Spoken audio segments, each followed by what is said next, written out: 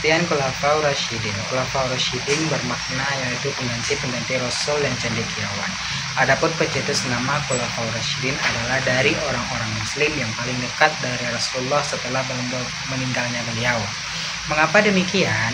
Karena mereka menganggap bahwa 4 tokoh sepeninggal Rasul itu orang yang selalu menampingi Rasul ketika beliau menjadi pemimpin dalam menjalankan tugas.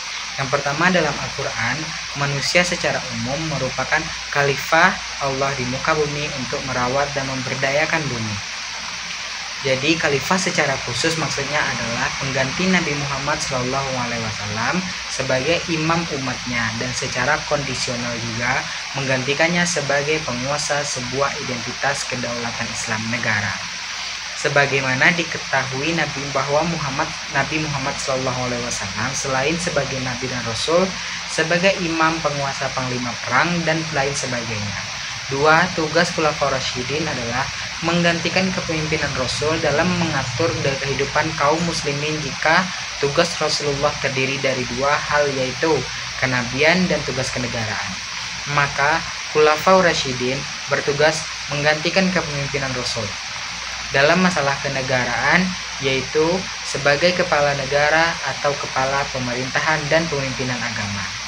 Adapun tugas kerasulan tidak dapat digantikan oleh Khulafaur Rasyidin, karena Rasulullah adalah Nabi dan Rasul yang terakhir. Setelah beliau tidak ada lagi Nabi dan Rasul lagi. Tugas Khulafaur Rasyidin sebagai kepala negara adalah mengatur kehidupan rakyatnya agar tercipta kehidupan yang damai, adil, makmur, aman, dan sentosa. Sedangkan sebagai pemimpin agama, Khulafaur Rasyidin bertugas mengatur hal-hal yang berhubungan dengan masalah keagamaan. Bila terjadi perselisihan pendapat, maka khalifah yang berhak mengambil keputusan. Meskipun demikian, Khulafaur Rasyidin dalam melaksanakan tugasnya selalu mengutamakan musyawarah bersama, sehingga setiap kebijakan yang diambil tidak bertentangan dengan kaum muslimin. Khulafaur Rasyidin merupakan pemimpin umat Islam dari kalangan sahabat. Pasca Nabi wafat, mereka merupakan pemimpin yang dipilih oleh para sahabat melalui mekanisme demokratis. Siapa yang terpilih, sahabat lain memberikan baiat atau sumpah setia pada calon yang terpilih tersebut. Ada 2 cara dalam pemilihan khalifah ini, yaitu pertama, musyawarah oleh para sahabat Nabi. Selanjutnya, Khalifah Abu Bakar As-Siddiq, namanya ialah Abdullah ibnu Abi Quhaifah At-Tamimi. Di zaman pra-Islam bernama Abdullah ibnu Ka'bah, kemudian diganti oleh Nabi Muhammad menjadi Abdullah. Ia termasuk salah satu seorang sahabat yang utama julukannya Abu Bakar, yaitu Bapak Pemagi, karena dari pagi-pagi betul memeluk agama Islam. Gelarnya As-Siddiq karena ia selalu membenarkan Nabi dalam berbagai peristiwa, utama Isra Mi'raj. Jadi Nabi Muhammad sering kali menunjukkannya untuk mendampinginya di saat penting atau jika berhalangan, dan Rasul tersebut mempercayainya sebagai pengganti untuk mengganti tugas-tugas keagamaan. Yang keempat, musyawarah cukup alot karena masing-masing pihak baik muhajirin maupun ansar sama-sama merasa berhak dan menjadi pemimpin umat Islam. Namun dengan semangat ukhuwah Islamiyah yang tertinggi, akhirnya Abu Bakar terpilih. Rupanya semangat keagamaan Abu Bakar yang tinggi dapat penghargaan yang tinggi dari umat Islam, sehingga masing-masing pihak menerima dan membayarnya. Selanjutnya, Khalifah Umar ibnu Al-Khattab dilahirkan 12 tahun setelah kelahiran Rasulullah SAW. Ayahnya bernama Khattab dan ibunya bernama Khatmah. Perawakannya yang tinggi, besar, dan tegap dengan otot-otot yang menonjol dari kaki dan tangannya, jenggot yang lebat dan berwajah tampan, serta warna kulitnya coklat dan kemerahan-kemerahan. Beliau dibesarkan dalam lingkungan Bani Adi, salah satu kaum dari suku Quraisy. Beliau merupakan khalifah kedua dalam Islam setelah Abu Bakar As-Siddiq. Selanjutnya, sewaktu masih terbaring sakit, Khalifah Abu Bakar secara diam-diam melakukan tinjauan pendapat terhadap tokoh-tokoh yang terkemuka dari kalangan sahabat yang mengenai pribadi yang layak untuk menggantikannya.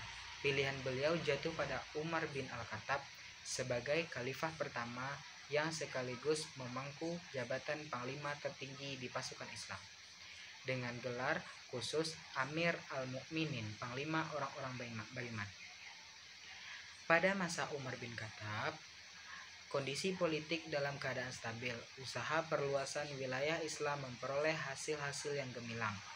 Wilayah Islam pada masa Umar bin Khattab meliputi semenanjung Arabia, Palestina, Syria, Irak, Persia, dan Mesir. Selanjutnya, Khalifah Utsman bin Affan. Nama lengkapnya ialah Utsman ibnu Affan ibnu Abdil Ash ibnu Umayyah dari pihak Quraisy. Ia memeluk Islam lantaran ajakan Abu Bakar dan menjadi salah seorang sahabat Nabi. Melalui persaingan ketat dengan Ali, tim formatur dibentuk oleh Umar ibnu Khattab. Akhirnya member mendate kekhalifahan kepada Utsman bin Affan. Pemerintahnya adalah yang terpanjang dari semua khalifah di zaman Khulafa ar-Rasyidin, yaitu 12 tahun, tetapi sejarah mencatat tidak seluruh masa kekuasaannya menjadi saat yang baik dan sukses bagi beliau. Para pencatat sejarah membagi masa pemerintahan Utsman bin Affan menjadi 2 periode. 6 tahun pertama merupakan 6 yang pemerintahan yang baik, dan 6 tahun terakhir adalah merupakan 6 masa pemerintahan yang buruk.